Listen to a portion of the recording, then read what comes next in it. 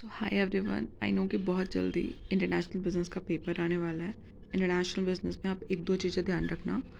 ये पूरा का पूरा पेपर थ्योरी का है, तो आपको जितना आता है ना अभी तक इंटरनेशनल बिजनेस के बारे में, जैसे आई थिंक आपने बीकॉम में पढ़ा होगा या फिर 12th क्लास में पढ़ा होगा अगर आपकी कॉमर्स थी तो, और वैसे भी इंटरनेशनल बिजनेस हमने इकोनॉमिक्स में भी पढ़ा ही हुआ है, 9th 10th में भी। तो आपको जितना इस चीज़ के बारे में आता है आप सब लिख दो। WTO के बारे में आपको पता होगा, वर्ल्ड ट्रेड ऑर्गेनाइजेशन, IMF के बारे में आपको पता होगा। मतलब जितना आपकी नॉलेज है ना अभी तक, सब उतार के आना पेपर में, लिटरली सब कुछ।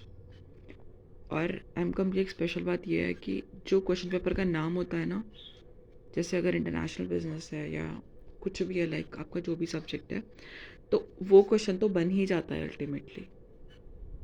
तो स्टार्ट करते हैं इसके पहले क्वेश्चन से कि व्हाट इज़ इंटरनेशनल बिजनेस। अगर रफ लैंग्वेज में बोले तो ट्रेड करना होता है दो कंट्रीज़ के बीच में, उसी को बोलते हैं ना इंटरनेशनल बिजनेस।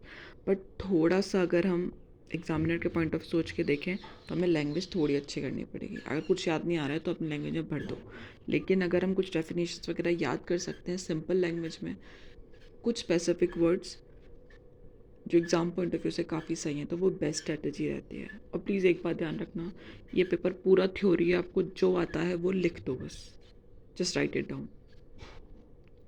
तो सबसे पहले जो क्वेश्चन आता ही आता है वो है what is international business. So international business refers to the trade of goods and services, technology, capital or knowledge across the nation borders and at global or transactional scale. वही है, इंटरनेशनल बिजनेस में क्या होता है, goods का trade होता है, service का ट्रेड होता है, टेक्नोलॉजी, कैपिटल, नॉलेज, बॉर्डर्स के अक्रॉस, हमारी कंट्री से बाहर। अब देखो इसमें क्या होता है, इसमें क्रॉस बॉर्डर ट्रांजेक्शन इंक्लूड होते हैं, ऑब्वियस सी बात है। It involve cross border transaction of goods and services between two और मोर कंट्रीज। एग्जाम्पल्स की बात कर लेते हैं। कॉन्ट्रैक्ट मैन्युफैक्चरिंग होती है, इन्वेस्टमेंट होती है, एक्सपोर्टिंग होती है, लाइसेंसिंग होती है। एप्पल जाते हैं हमारे बहुत हद तक, कश्मीरी सेब बोलते हैं ना जैसे, वो वाले। और आई थिंक उत्तराखंड से मे बी राइस या वीट, क्योंकि एग्रीकल्चर लैंड काफ़ी अच्छी है हमारी, तो वही। फिर है मल्टीनेशनल कॉरपोरेशंस, तो ये सारे के सारे ये इंटरनेशनल बिजनेस के बारे में। और भी आपको जो भी पता है शर्माना मत, सब लिख देना बस। उसके बाद बात करते हैं स्कोप ऑफ इंटरनेशनल बिजनेस। इनको रट लो क्योंकि ये बना नहीं पाओगे वहाँ पे जाके। पहला है इंटरनेशनल ट्रेड होता है, ठीक है, इंटरनेशनल ट्रेड। फिर market explosion, global supply chain, ये इसके स्कोप्स हैं, ठीक। फिर उसके बाद है इंटरनेशनल फाइनेंशियल मैनेजमेंट होता है, लीगल एंड रेगुलेटरी कंसिडरेशन होता है। फिर है culture and ethical consideration, global economic, political economic. ये जो पॉइंट्स हैं ना, ये याद करके जाने हैं, ये हवा में नहीं होंगे सच में। नेचर की बात करते हैं तो नेचर क्या होता है, ग्लोबलाइजेशन, ये तो आंख बंद करके भी लिख लोगे। Globalisation and interaction. फिर है cultural diversity and a cross culture interaction, legal and regulatory framework, compliance, ठीक है। फिर है risk and uncertainties, market entry strategy, क्योंकि अपने वालों से तो हम सीख नहीं पा रहे हैं, तो हम इंटरनेशनली सीखते हैं। बट जिस हिसाब से आजकल स्टार्टअप बूम हो रहे हैं ना, तो अपनी कंट्रीज़ में भी बहुत सारे एंटरप्रेन्योर्स हैं जिनसे आप सीख सकते हो, क्योंकि सब लोग ग्लोबली ही ट्रेड कर रहे हैं एट द एंड। उसके बाद है technology advancement, corporate social responsibility. अब देखो टाइप ऑफ इंटरनेशनल ट्रेड क्या होता है, हमको तो सिर्फ दो ही आते हैं ना, हम यही सोचते हैं कि एक्सपोर्ट इम्पोर्ट में इंटरनेशनल ट्रेड ख़त्म, नहीं। बट तीन होते हैं, एक होता है एक्सपोर्ट, एक होता है इम्पोर्ट, और एक होता है एंट्री पॉर्ट ट्रेड। इसका मतलब क्या होता है, importing goods and services to re export to other countries, ठीक है। इसका मतलब होता है गुड्स एंड सर्विस हम इंपोर्ट कराते हैं ताकि हम उन्हें एक्सपोर्ट कर सकें। एक हो गया लेना, इम्पोर्टिंग, एक हो गया एक्सपोर्टिंग। ये थोड़ा नया कॉन्सेप्ट है, इसको तो रट के जाना, एग्जामिनर खुश को लगेगा आपने पता नहीं कितनी पढ़ाई कर ली है। तो ये तो स्क्रीनशॉट खींच लो, लिख लो, कुछ भी कर लो, ये पढ़ के जाना। उसके बाद है देखो टाइप्स ऑफ इंटरनेशनल बिजनेसेस, क्योंकि इंटरनेशनल ट्रेड की बात हो रही है, बिजनेस की बात ना हो, पॉसिबल ही नहीं है। और हम कॉमर्स के स्टूडेंट हैं, बनता ही सबसे पहले फ्रेंचाइजी। वो केस याद है आपको, आई थिंक वो जो चाय वाला है, MBA चाय वाला, उसकी फ्रेंचाइजी में कितना झगड़ा हुआ था। और प्लीज़ थोड़ा सा ना अगर आप कॉमर्स के स्टूडेंट है तो थोड़ा सा अवेयर रहो कि मार्केट में क्या ही चल रहा है। अभी वो ब्लिंकिट और एक और कंपनी आपस में मर्ज हुए हैं ना, सो वो भी मतलब थोड़े बहुत केसेस के बारे में या जो भी स्कैंडल्स चल रहे हैं थोड़ा सा अपडेट रहोगे तो आई थिंक बेटर रहेगा। फ्रेंचाइजी क्या होती है? अ franchise enable you the investor or the franchisee to operate a business. You pay a franchisee fee and you get the format. कुछ नहीं होता। फ्रेंचाइजी का मतलब सिर्फ इतना होता है कि किसी को ऑलरेडी स्टैब्लिश बिजनेस है, आप उसके नाम से अपना बिजनेस खोलोगे, वो आपको अपने प्रोडक्ट की डिटेलिंग देगा और आपको मतलब मार्केटिंग पे पैसा खर्च नहीं करना है इसमें, और आपको दिमाग भी नहीं लगाना है क्योंकि ऑलरेडी आपको पूरा फॉर्मेट मिलेगा। हाँ, बस एक चीज़ है, आपको लगाना है पैसा क्योंकि आपको फ्रेंचाइजी खरीदनी पड़ेगी। ठीक है, उसके बाद क्या है? इन्वेस्टमेंट होता है।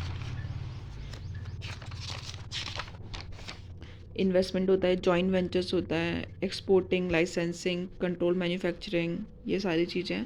फिर इंटरनेशनल फाइनेंस भी होता है। उसके बाद है ऑफ शोइंग। ये सारे के सारे इंटरनेशनल बिजनेस के आइडियाज़ हैं। ऑफ शोइंग का मतलब क्या होता है? It is similar to outsourcing in that it involve moving certain business function overseas from foreign workers to take on. एक बार वापस पढ़ लेना। फिर है ट्रांजेक्शनल। ट्रांजेक्शनल का मतलब होता है ये एक स्ट्रैटेजी होती है। Strategy is a combination of global and multi domestic approach. It is one of the most complex trade companies can use to grow. काफ़ी कॉम्प्लेक्स है, मतलब बाहर से भी ग्लोबली हम टेक्नोलॉजी यूज़ कर रहे हैं या प्रोडक्ट यूज़ कर रहे हैं और खुद के भी मिक्सअप करके। अब देखो इंटरनेशनल बिजनेस होता क्या? International business allows company to extend their market and reach a global customer base, increase their potential for growth and profitability. ठीक है? It also facilitate the trade of technology, knowledge and resources between countries and contribute to economic development. In today's inter- in today's interconnected world, international business has become a key driver for economic growth and global integration. It involved navigating a complex landslide of driven culture, market, and regulatory framework. Successful international business capitalized an opportunity, froze strategic partnership, and leveraged technology to overcome challenges, ultimate fostering substantial growth and foster a truly global economy. ये था international business की definition. अब हम बात करते हैं foreign exchange market. Foreign exchange को forex भी बोलते हो आप बहुत बार, ठीक है, शॉर्ट में। फॉरेन एक्सचेंज मार्केट क्या होती है? A forex market is where participants come to buy and sell foreign currency. समझ गए? पार्टिसिपेंट्स आ रहे हैं फॉरेन करेंसी को बाय या सेल करने के लिए। फॉरेन एक्सचेंज में क्या होता है? Foreign exchange trade occur around the clock and through all global market. Foreign exchange markets are made up of bank, forex deals, commercial companies, central banks, investment management firm, fund, retail forex dealers. ठीक है? A foreign exchange market is an over-the-counter OTC, over-the-counter marketplace that determines the exchange rate of global currency. ठीक है, ये इसके बारे में एक दो और पॉइंट्स है, आप स्क्रीनशॉट लेके पढ़ सकते हो। ये क्वेश्चन आता ही आता है, ये है कमर्शियल इनवॉइस। कमर्शियल इनवॉइस क्या होता है? एक डॉक्यूमेंट होता है जो एक्सपोर्ट और इंपोर्ट के लिए चाहिए होता है। It is required for export and import clearance process. It is sometime used for foreign exchange process in business in the buying country. It is a document that is used by the custom official to access import duties and taxes. उसके बाद है it is one of the most important document in the international trade and ocean foreign shipping. ये एक legal document होता है। कौन issue करता है? सेलर यानी exporter to the buyer importer in the international transaction and serves as in contract और a proof of sales between buyer and the seller. इसके बेनिफिट क्या होते हैं? इससे शिपमेंट स्मूथ शिपमेंट हो जाता है, प्रोटेक्शन हो जाता है, फाइनेंशियल रिकॉर्ड्स आ जाते हैं। It is typically prepared by the seller and provided to the buyer to facilitate. ये कुछ नहीं है, एक डॉक्यूमेंट है जो एक्सपोर्ट और इम्पोर्ट में हेल्प करता है। उसको लीगली रिकॉर्ड करने के लिए बनाता कौन है? सेलर। देता किसको है? बायर। कलेक्ट कौन करता है? जो भी कस्टम ऑफिसर होता है वो, ठीक है। अब उसके बाद है क्वेश्चन काफ़ी ज़्यादा आता है, difference between current account and capital account.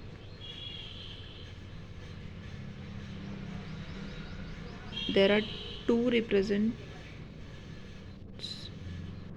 National BOP.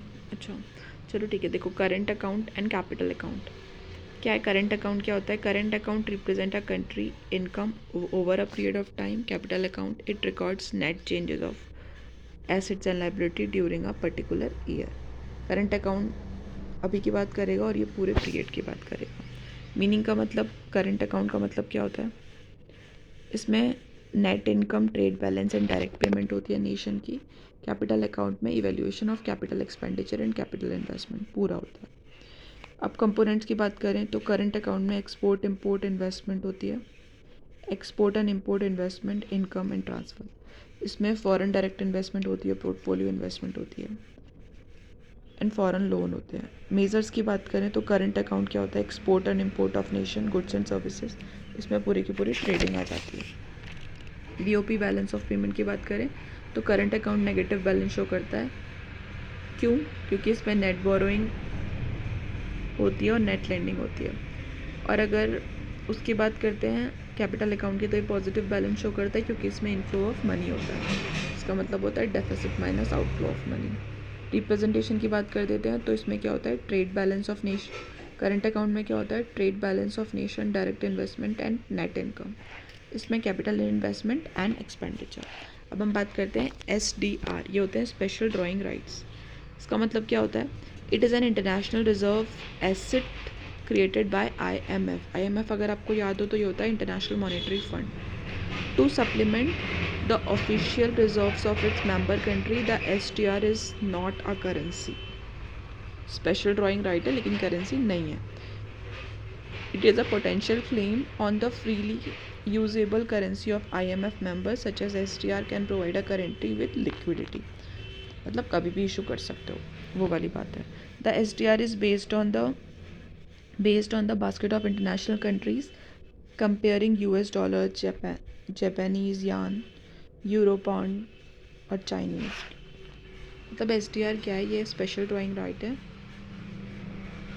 Special drawing right is an international